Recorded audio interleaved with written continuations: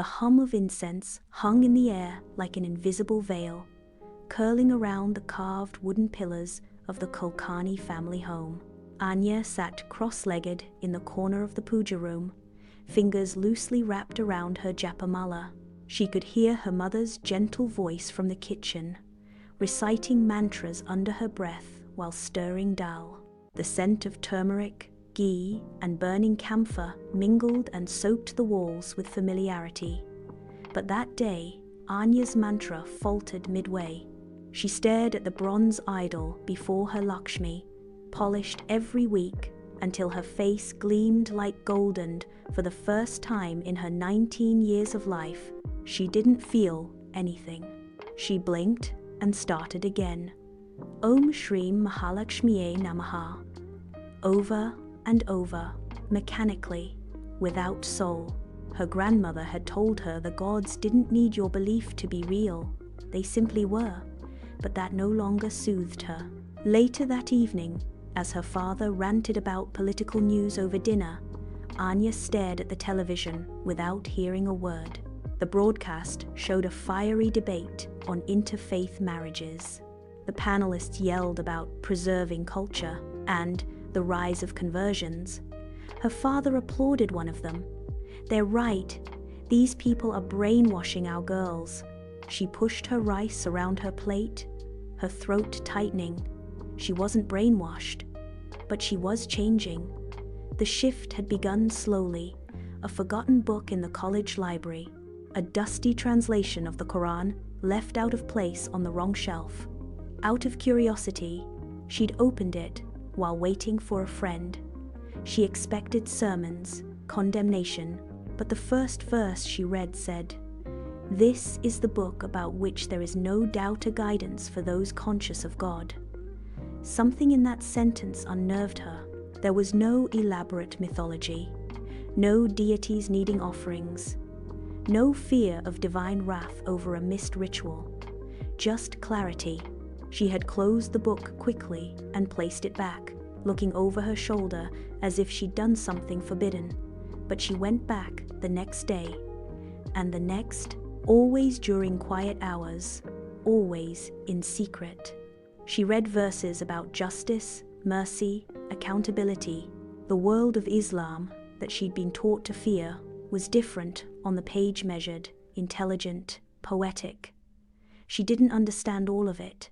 Some verses confused her, others unsettled her. But the structure, the uncompromising logic of monotheism drew her in. She had always struggled with the idea of polytheism. Why did gods need form? Why did they contradict each other?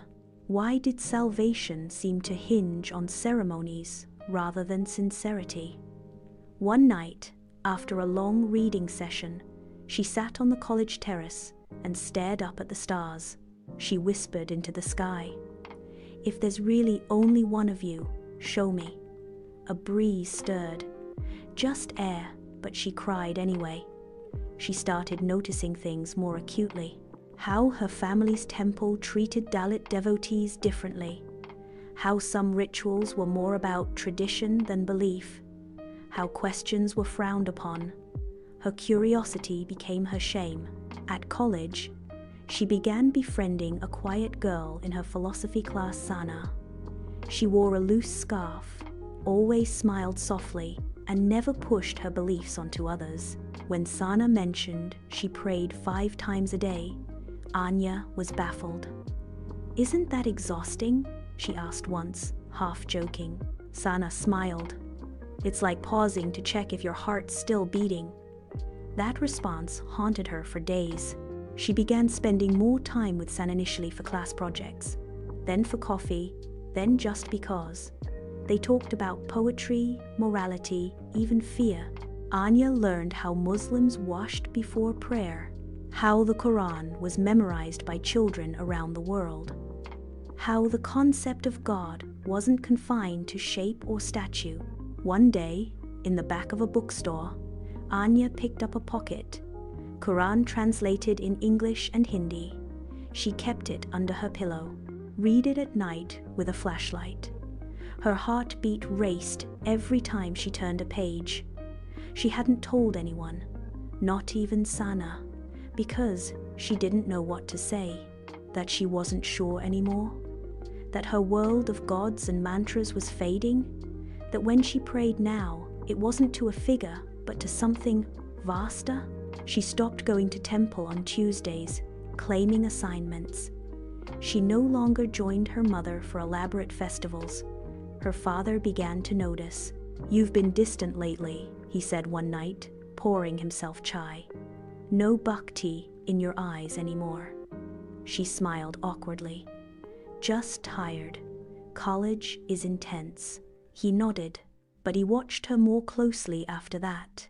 One afternoon, she caught her reflection in the mirror and didn't recognize herself, not because she looked different, but because her gaze was no longer familiar. She used to believe the mirror showed her what she was. Now, it only showed her what she had been. Everything inside was shifting, but she was still afraid. She had heard of girls being disowned, stories of violence, of being sent away. She thought of her grandmother's wrinkled hand brushing her hair, whispering stories of Sita's devotion. What would she think of a granddaughter who no longer believed in those stories?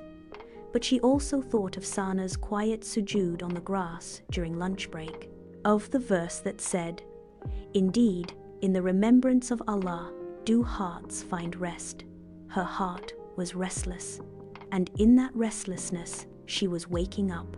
Anya walked the college corridor with her head lowered, the buzz of student chatter muffled by the storm brewing inside her. She felt like a woman suspended between two cliff-shire feet, still on the ground of her upbringing, but her gaze fixed on something far beyond it.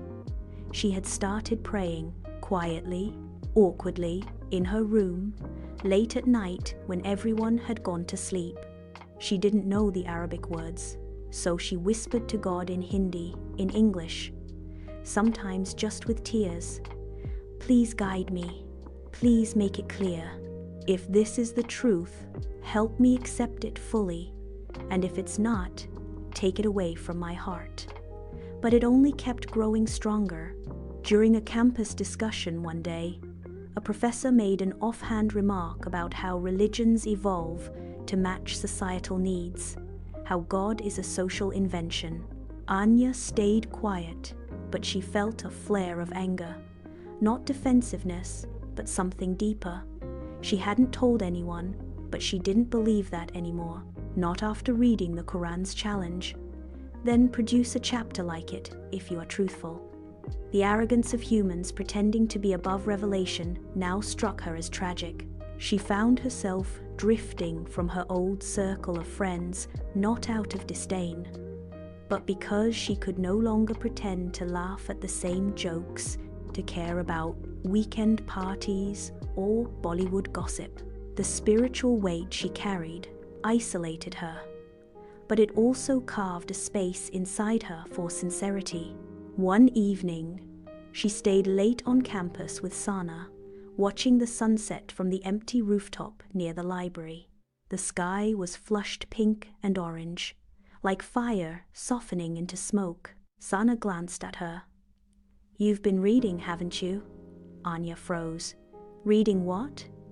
"You know what." She hesitated, then slowly nodded. "Yeah." Sana didn't ask more. She only looked away and whispered, "It's not an easy path." "I know," Anya said. Then after a pause, "I think I believe, but I'm terrified." "Of what?" "Of losing everything I know. My parents, my family, my name, my festivals. I don't even know who I'd be." Sana's expression softened with something that wasn't pity, it was memory. "I get it, I really do. But if what you believe is true, how much of the false are you willing to hold on to just to stay comfortable?" Anya looked out at the darkening skyline, tears stinging her eyes. "I don't want to break their hearts," she said, "but I think mine's already broken." That night, she didn't sleep. She wrote in her journal for hours pages of questions, fears, longing. Then she wrote a sentence she never thought she would. "I believe there is no God but Allah." She stared at it, then whispered it aloud. It felt like stepping into cold water and discovering she could float. The days that followed were blurred.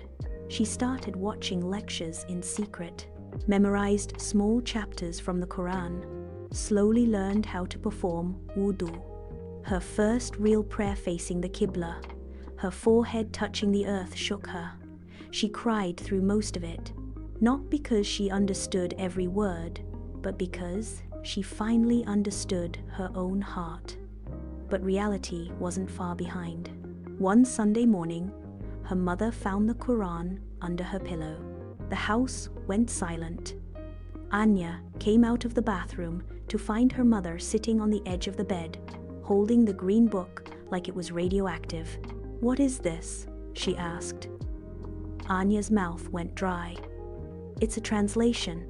I've just been reading." Her mother stood, stunned.